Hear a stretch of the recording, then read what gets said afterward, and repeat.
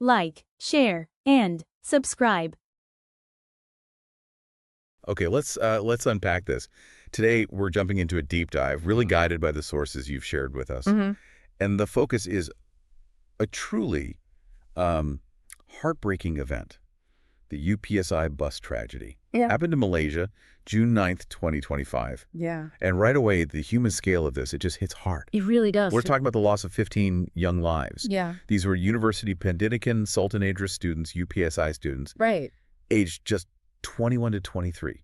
They were just on their way back to campus after a holiday break. Yeah, it's awful.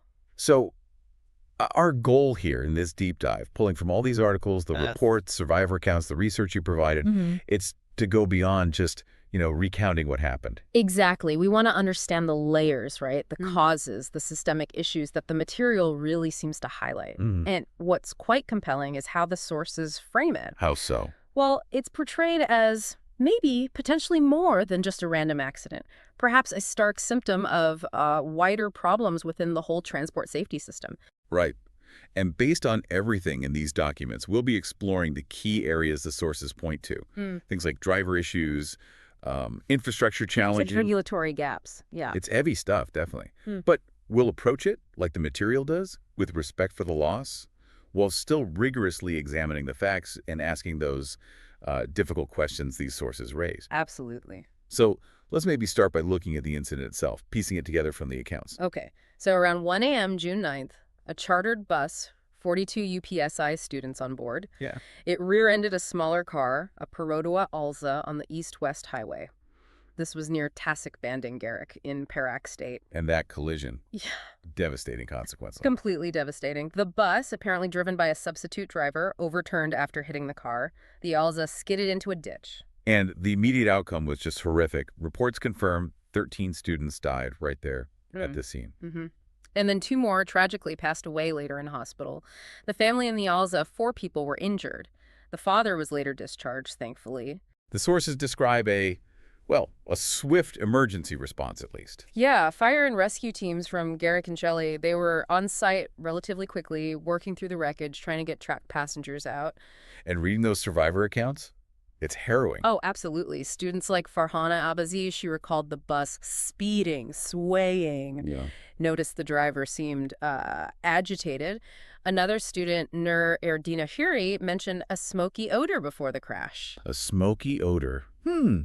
Hinting at possible mechanical issues, maybe. Could be. And you even see references, like you said, in the sources to a dashcam video that was circulating. Ah, yes, the Laju Gila way comment. Exactly, meaning crazy fast. These testimonies, they certainly seem to align with those preliminary police findings mentioned in the reports. Which suggested the bus was going at high speed. On a winding downhill road, yeah. So if we look at the immediate aftermath, the national response was one of just profound grief. Huge outpouring, condolences from the highest levels, prayers for the families. The Prime Minister directed ministries to coordinate aid. And UPSI itself, they quickly set up an operations center. And the Fire and Rescue Department, they identified the 15 students who were lost. Seeing their names listed in the reports, Sufeya Adela Masli Haizan, Muhammad Akil Takwardin, Anis Fatini, all of them, it just makes it incredibly real. A stark reminder of the potential just extinguished. Over 3,000 mourners reportedly attended funeral prayers in Jurdi. Just shows the depth of the community's sorrow. Yeah. Yet even amidst all that grief, crucial questions started popping up in the material, didn't they? Immediately, questions about why. Why did this happen? Why was a substitute driver at the wheel? Why was the bus speeding on a road known to be tricky? Exactly. The documents really ask, why, in a country that values communities so much, did these systemic issues seem to converge to allow such a devastating loss? There was that quote from the anti-graft group. Right, saying this incident is not just a tragedy, it's a warning. And that warning really pushes us, doesn't it? To look deeper into those potential systemic failures the sources explore. Let's maybe start with the human factor. The driver accountability questions. Initial reports mentioned the driver, Mohd Amiral Fadhil, apologizing. And citing brake failure, yes. But then the official police findings referenced in the sources, they paint a rather different picture. Very different. They revealed the driver had 18 unsettled traffic summonses. 18. Wow. And the bus company itself had a history of violations too. Yeah. Which raises a huge question, as the material points out. If drivers with records like this can be behind the wheel of a bus full of students, How effective is the vetting process? Is it really rigorous at all? seems questionable. And research cited from the UPSI digital repository sort of backs this up. How so? It highlights the driver behavior, things like speeding, fatigue, inattention. It remains a leading cause of bus crashes in Malaysia. And this UPSI crash involving a substitute driver, high speed, it tragically fits that pattern perfectly. Those survivor accounts, too, the driver's agitation, the speed, it Yeah. certainly suggests impaired judgment or maybe lack of awareness. Was fatigue a factor? Was he just unprepared for that specific road? These are the critical questions. Reports say the police, PDRM, have formed a task force. They're bringing in agencies like MIROS, The road safety research guys. and JPJ, the Road Transport Department, APED, the Land Public Transport Agency. They're meant to investigate this thoroughly, driver's history, bus condition, everything. Hopefully their findings will shed some real light. We hope so. Okay, so that leads us to the road itself. The East-West Highway, JRTB. It has a reputation, right? It does. The sources describe its winding downhill stretches, coupled with reports of poor lighting, as inherently risky, a challenge even for experienced drivers. And the specific crash site near Tasik Banding is explicitly called out as dark and hilly. Amplifying those risks, exactly. Studies on Malaysian road safety, including work by MIROS, they indicate that poorly designed or maintained roads contribute significantly to accidents. So the question the sources seem to be posing is, are these stretches actually equipped for high-speed travel, especially at night?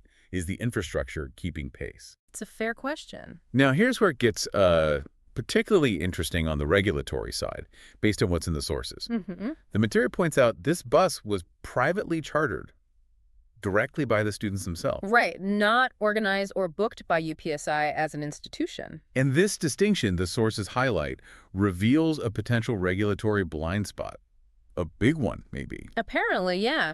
Unlike trips officially organized by schools or licensed tour operators, these private sort of ad hoc charters, they seem to face significantly less oversight. So no mandatory standardized checks on driver qualifications or vehicle maintenance for these specific arrangements. The sources suggest not, while APFD did issue a show cause letter to the bus operator after the tragedy. The material notes that felt reactive. Too little, too late. Precisely, after the fact. And we see calls in the report for stricter regulation of rental buses, night travel too, from groups like the Academy of Professors Malaysia. Sentiments echoed by the transport minister himself, according to reports. Yet, Malaysia's history with bus crashes. You see the references, 37 lives lost in 2010, 14 in 2016. It suggests that calls for reform have been frequent, sadly, but perhaps not always fully implemented or sustained. So, considering this pattern and the specifics of the UPSI tragedy laid out in the material, what are the concrete lessons the sources propose should be learned?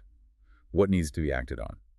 Well, the documents frame this tragedy not just as a sad event, but as a clarion call, as you said, a call for actual reform, not just talk. Yeah.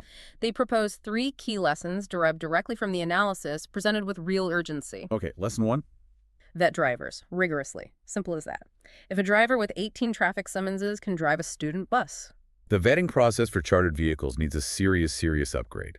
The sources propose mandatory, comprehensive background checks, traffic records, criminal records, everything, for all drivers of these vehicles. And building on that, the UPSI digital repository research we mentioned earlier, it suggests the value of regular training, specifically focused on defensive driving, managing fatigue. These aren't just abstract ideas, are they? They're concrete steps the sources argue could prevent future incidents like this. Exactly. Okay, lesson number 2.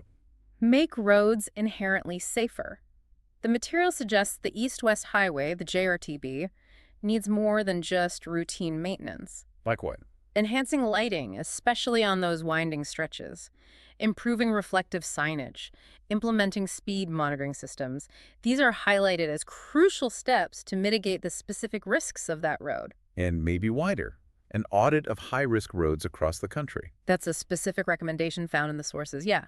Led by an agency like MIROS, prioritizing challenging routes like the JRTB. The point being, investment in proven safety infrastructure needs to be a priority. Makes sense. And the third lesson. Regulate private charters effectively. The sources describe the current situation for these private bus charters as essentially operating in a regulatory gray zone. Right, that blind spot again. The Academy of Professors Malaysia is noted again advocating for stricter oversight of these rental bus companies. Which includes calls for mandatory maintenance logs for all vehicles used, regular competency evaluations for drivers in these arrangements. A national registry, maybe. Yeah. Of approved, compliant operators. That's also suggested in the material, yeah. The core idea is to ensure that when students, or any group, book a private bus, they're not unknowingly putting their lives in the hands of operators cutting corners on safety. So, wrapping this up, what does this all mean for you listening? This deep dive into the material around the UPSI bus tragedy, it gives us a clear picture. The immediate devastating events, the huge national grief. And then a detailed analysis that points fingers, really, at driver issues, dangerous road design, and these significant regulatory gaps, especially concerning private charters. And the sources make it absolutely clear. The loss of these 15 young students is a stark, painful wake-up call about the vulnerabilities in Malaysia's transport safety systems right now. And the material proposes that the path forward, the way to truly honor the memory of Sufaya, Muhammad, Anas, and all their peers, it's through concrete action. Implementing reforms like better driver vetting, upgrading critical infrastructure, properly regulating these charters. It isn't just policy talk. It's about preventing this kind of history from repeating itself. Yeah.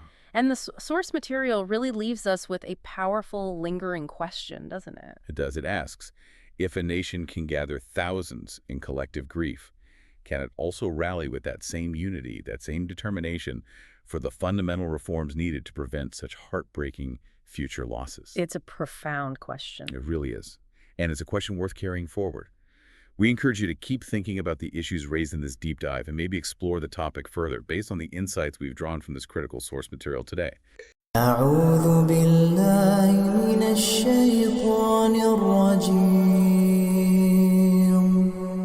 بسم الله الرحمن الرحيم الحمد لله رب العالمين الرحمن الرحيم مالك يوم الدين إياك نعبد وإياك نستعين اهدنا الصراط المستقيم صراط